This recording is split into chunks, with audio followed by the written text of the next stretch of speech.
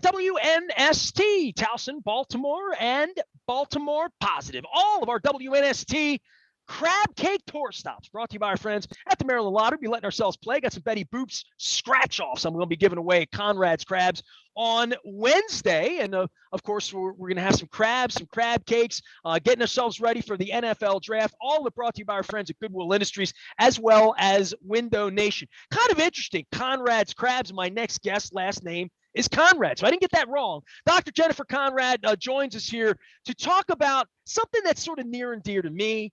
I married my wife 19 years ago, and my wife loves cats. And I had a cat.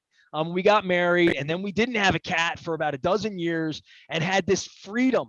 And I was against having a cat. It was very, very important to my wife. So we went up to Be More Humane decade ago and adopted a cat.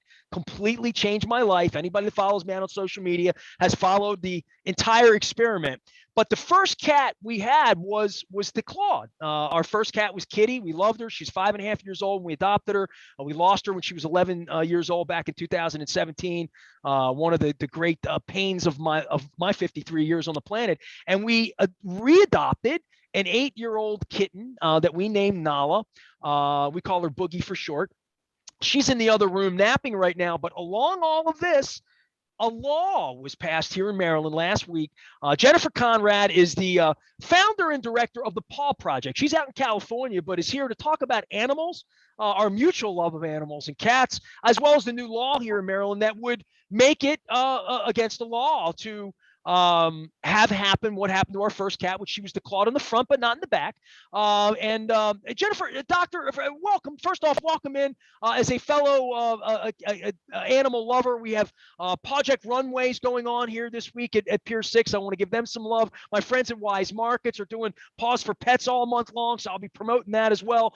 But you're here on a different kind of mission because this has been a long time mission for you as the kitty crusader, to say that declawing a cat would be equivalent to, and I'm missing a finger. If you can see, I'm missing a pointer finger that I lost in a lawnmower accident, that it would be very similar to doing that to a cat, right? Exactly. Thank you for having me. Congratulations to all of Maryland on a very, very important animal protection ban. The ban on declawing is very important to all the cats of Maryland and maybe all the cats of the United States. Declawing is a misnomer. It really should be called deknuckling. So you are exactly right that that's what it is. It's cutting off the bones of a cat. It would be the equivalent of taking this cigar cutter, which I don't know if you can see, and just cutting off this last bone. So I'm familiar with that, great. and it hurts like yes. hell, and it's debilitating to some degree. You know what I mean? Not too much, but a little bit. You know. Well, can you imagine all 10 of your fingers? And can you imagine if someone did that to you on purpose in an attempt to protect a couch?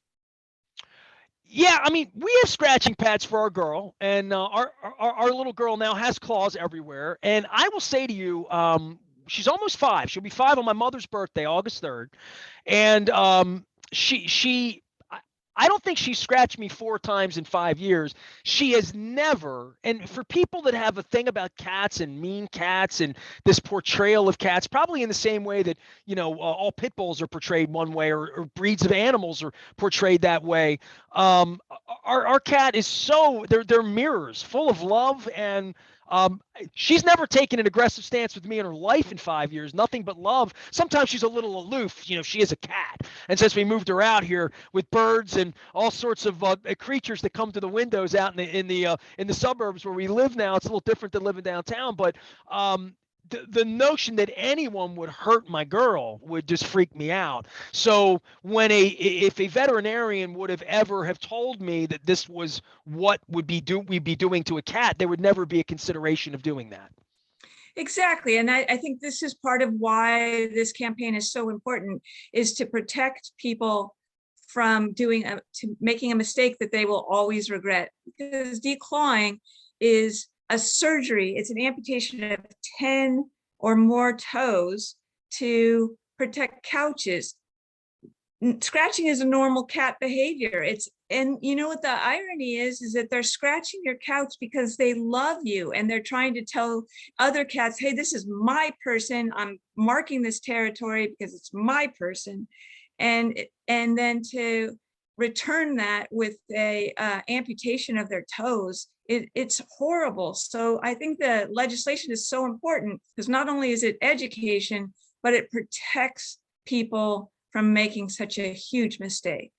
Pleasure to have Dr. Jennifer Conrad here. She's checking in from California, but talking about Maryland animals. And I could sit here and read your work with the Cheetah Conservation Fund and working in wildlife sanctuaries all over the world. What is it about you and cats? What is the genesis of your love of these creatures?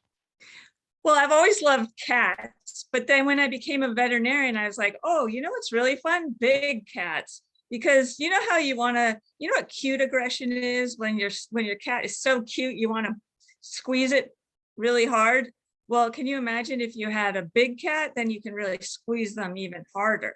So I love cats. When I was working in a wildlife refuge for captive animals, I had 40 big cats who were declawed, and I thought, I have to do something about this. These cats are crippled from this surgery. And I started repairing their paws, the big cats, tigers, cougars, lions. And I started repairing their paws. And one of the animals I took to surgery was a 4-year-old tiger, and he couldn't walk properly because it hurt so much. So he was rolled back on his wrist. You know how a cat walks in high heels? Sure. And so he's rolled back on his wrist. We took him to surgery. We did the best we could to salvage his paws. And then when he was out of surgery, he stood up like a regular cat and he never fell back down. So it changed his life. And I felt like an evangelist, like heal, like it was that fast. And then I was addicted. I had to start repairing these paws because the outcome was so tremendous. So I wanted to do it. And then of course, little cats are also near and dear to my heart. So we decided that we had to start repairing their paws. And then legislation was the natural progression, because how am I ever going to repair all these paws if I don't stop people from doing it? When did this begin for you? And I would send everyone out to the Paw Project if you want to learn more about cats and big cats and your cat and why to not declaw. The state of Maryland does not give you that option anymore. I would hate to have the coat hanger situation where people are going across state lines, but I would think that our veterinarian just is the sweetest woman ever. She loves our cat. She loves all the animals that we see come into City Pets. And we liked her so much that we moved from the city, and we're still taking our cat, even though it distresses her a little bit to be in the car. We want to have a good veterinarian. No offense to veterinarians that perform these procedures and all sorts of elective surgeries that we have throughout our culture in so many ways. But saying, I'm not going to do that to an animal. I'm not going to be a party to that. Well, I think veterinarians, I don't think anyone goes to vet school thinking, oh, I'm going to just chop off the fingers of cats to protect couches. But what happens is I think they get into a situation where they're trying to please the client, which is the pet owner or mom, the pet parent. And they're trying to please without really thinking about what they're doing. I think that veterinarians are very well trained in surgery, but not so well trained in behavior. So when a cat comes in scratching, they choose surgery instead of choosing behavior modification, which is the correct choice. You should address a behavior with behavior modification, not surgery. Surgery is left for anatomical pathology. It's not for behavior management.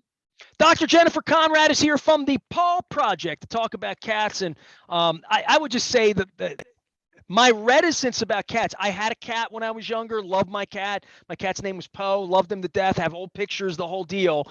The last 2 cats have really changed my life in regard to, my wife had cancer and her cat became my cat. When my wife spent 155 nights in the hospital, the cat became the source that my wife wanted to get out of the hospital, get out of jail, and come home and be with her cat. And then the cat died, and my wife lived. But our second cat has been just such a beautiful shine in our life in so many ways. And along my education as an adult. I'm 53 now. I guess we got our first cat. I was in my early 40s.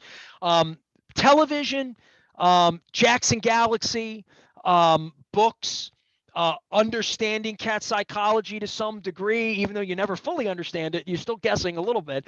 But our cat is the center piece of our marriage, of our life. Like literally, we haven't been able to vacation because we don't have the proper cat sitter. We're working on that. Inquire within, by the way, if you love cats. But there is something about cat behaviors, about playtime, feeding, napping. Our cat has been sleeping nocturnally now at night with us in bed because she runs all day chasing birds now, because there's birds to chase and there's wildlife and flying insects in spring and whatever.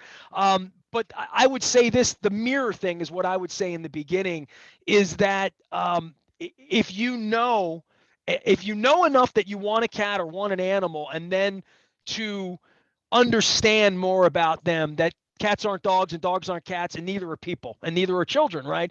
But being older, and maybe it make me a better grandparent one day, but being older and the Jackson Galaxy stuff about behavioral problems with animals and height and bush kitties and hill kitties and different things like that we've learned have made our whole life better because our relationship with our animals better.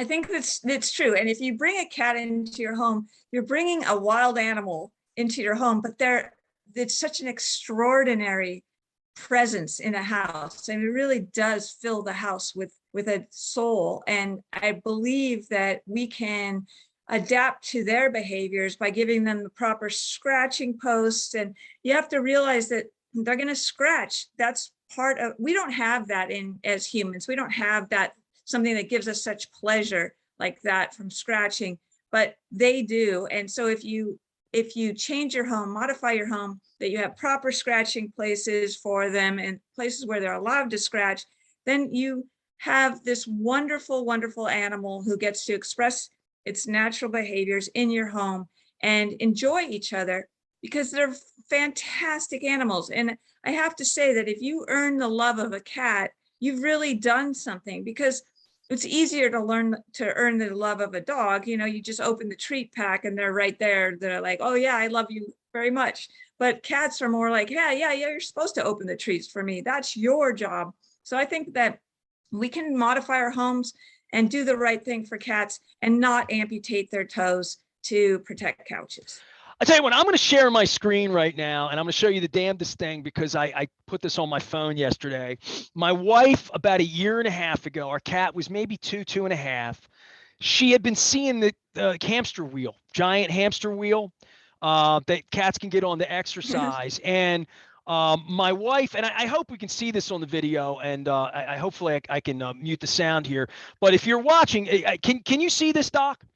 Yeah, that's great. So my wife had, the wheel had some wheel problems on it, and it was making a lot of noise.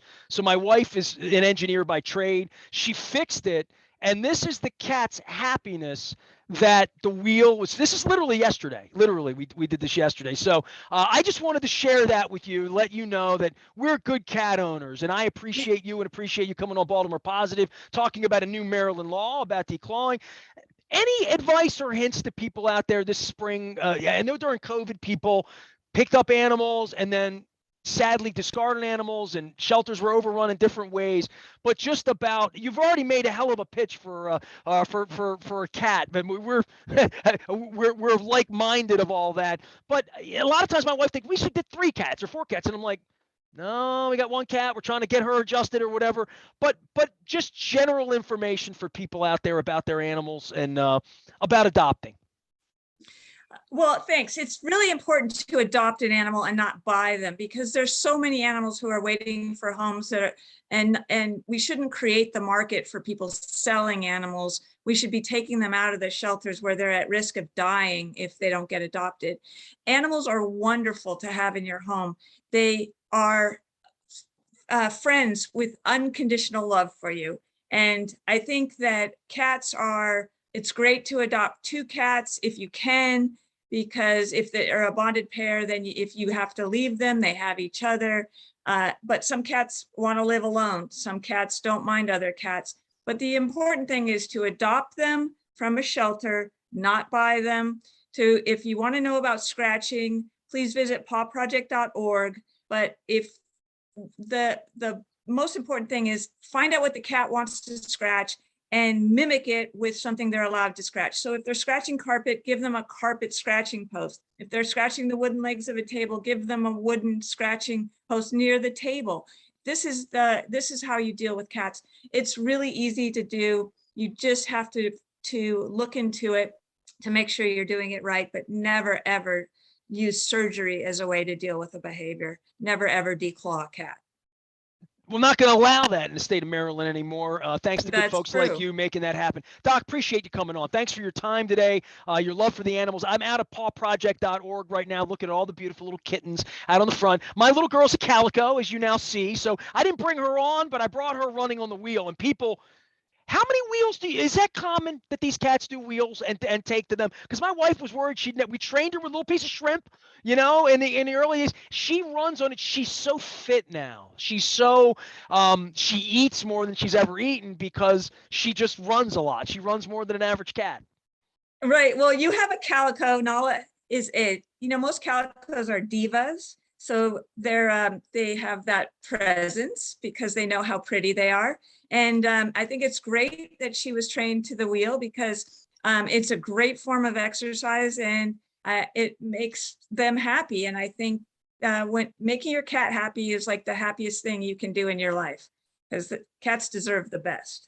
Well, our cat is very, very happy. And I'm number 2 until my wife goes away. About the 3rd day, I get the feeling of number 1 whenever my wife's away. I know that feeling. Joe Jackson wrote a song, Be My Number 2. So we always sing that one around here. Dr. Jennifer Conrad is here, not of Conrad's Crabs, but we will be at Conrad's Crabs while I wear my Costas In shirt. But we'll be there on Wednesday having some crabs, having some crab cakes, celebrating the Maryland Lottery and our Betty Boop giveaways, as well as our friends at Goodwill. And we cleaning out closets around here while we were feeding our cat this weekend on the wheel, as well as our friends at Window Nation. It is springtime. I'll be telling you a whole lot more about our friends at Window Nation and putting in some windows as well this spring. I am Nestor. We are WNST, AM 1570, Towson, Baltimore, and we never stop talking the love of animals and Baltimore positive.